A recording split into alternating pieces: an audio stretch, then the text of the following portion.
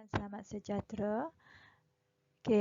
Untuk tahun ini, Cikgu Faruslina binti Cik Mansur Adabi akan mengajar kamu sains, dan hari ini kita akan masuk bab 1, Biodiversity. Cikgu harap semua dapat belajar walaupun dalam keadaan PKP.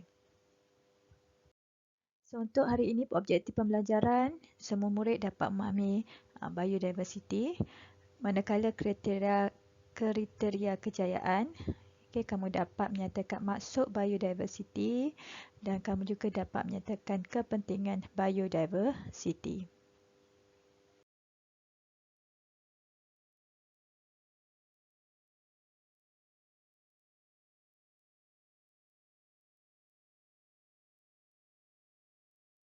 Itu biodiversity kelas.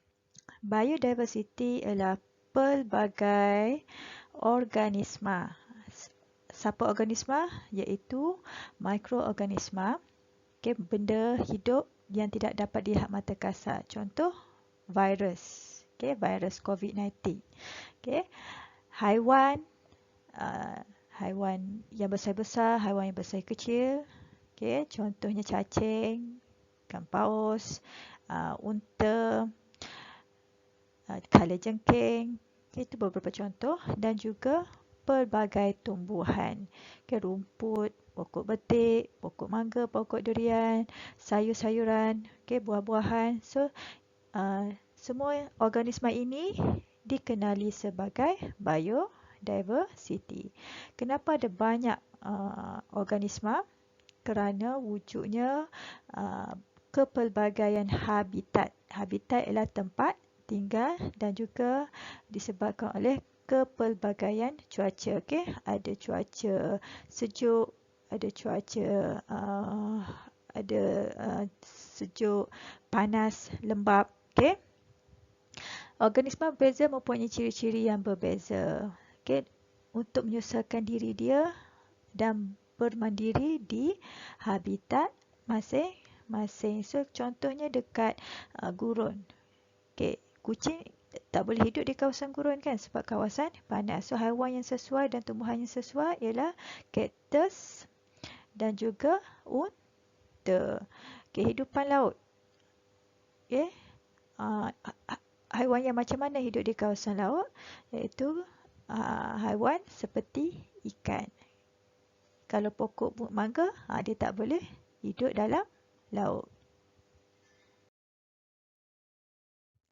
Kepentingan biodiversity. Kenapa pentingnya pelbagai haiwan, pelbagai tumbuhan, pelbagai mikroorganisma? Kerana biodiversity ini ialah khazanah. Harta yang tak ternilai. Dan warisan alam semula jadi yang harus kita kekalkan. So, kita tak boleh buang sampah dalam sungai, buang sampah dalam laut. Kita kena jaga alam sekitar, elakkan pembalakan haram. Kepentingan biodiversity juga ialah sebagai sumber makanan. Ikan di laut, sayur-sayuran, biji-biji ring, semua tu adalah sumber makanan manusia dan juga haiwan. Biodiversity adalah untuk keseimbangan alam. Kita nutrien, kita air, kita oksigen dan kita karbon ni penting untuk keseimbangan alam. Kita ini berlaku secara berterusan, di mana nutrien daripada ekosistem digunakan oleh semua benda hidup dan kemudian akan dikembalikan ke persekitaran untuk digunakan semula. Sudah pendembungaan penting untuk keseimbangan alam dan juga interaksi organisma.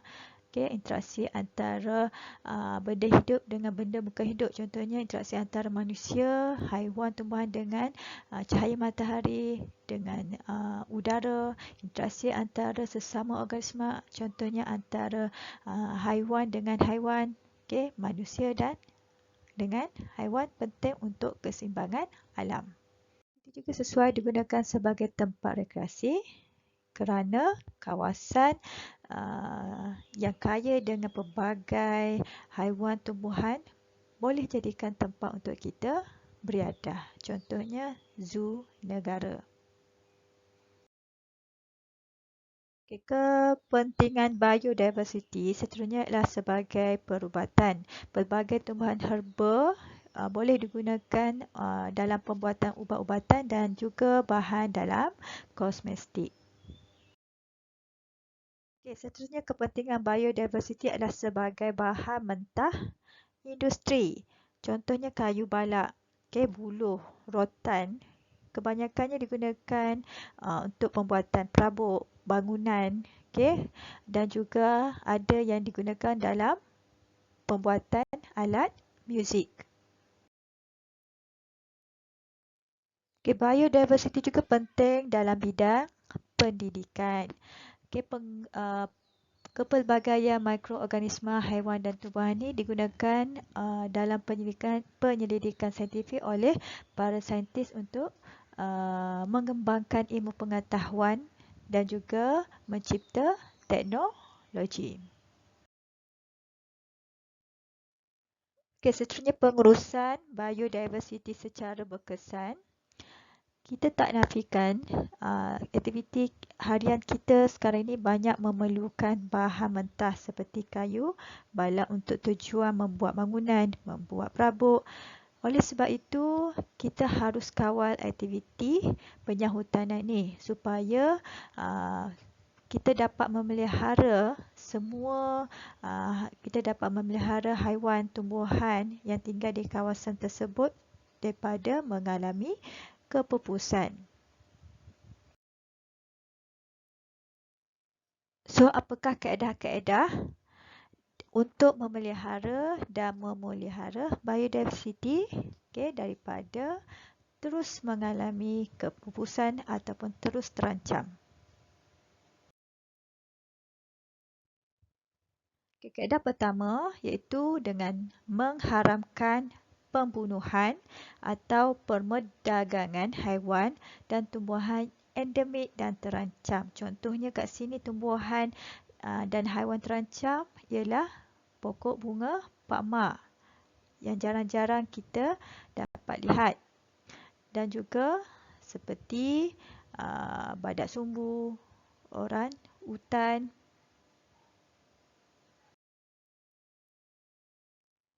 Cara kedua ialah kita melindungi habitat dengan mewujudkan taman negara, taman laut, hutan simpan dan sanctuari hidupan liar.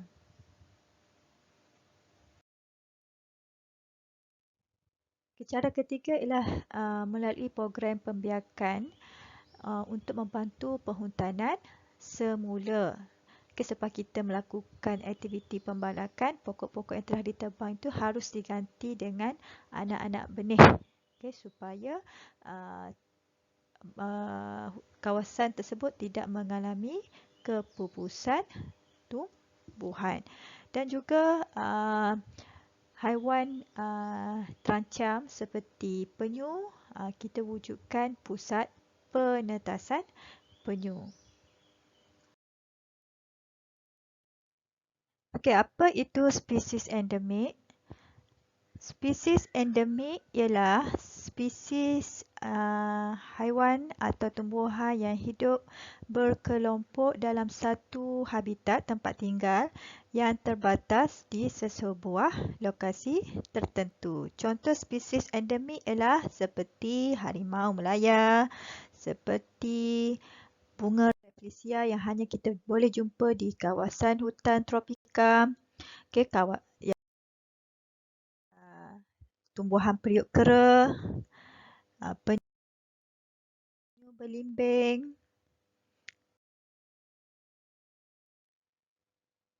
gajah, kerbau Borneo.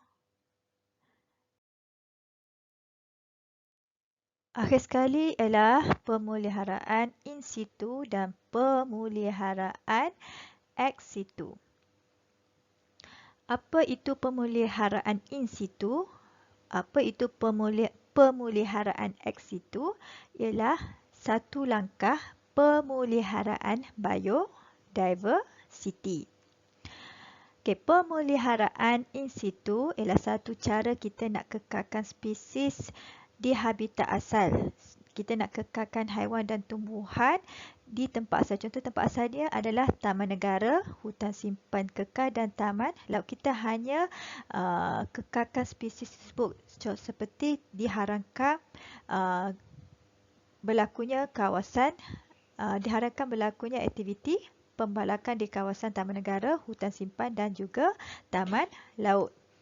Manakala pemeliharaan ex situ pula, kita ambil spesies haiwan yang terancam di luar sana, contohnya penyu, panda, badak sumbu yang terancam di luar sana disebabkan oleh aktiviti pembalakan manusia, kita letak dalam zoo dan juga taman botani. Itu saja hari ini. Cikgu harap kamu dapat belajar dengan baik.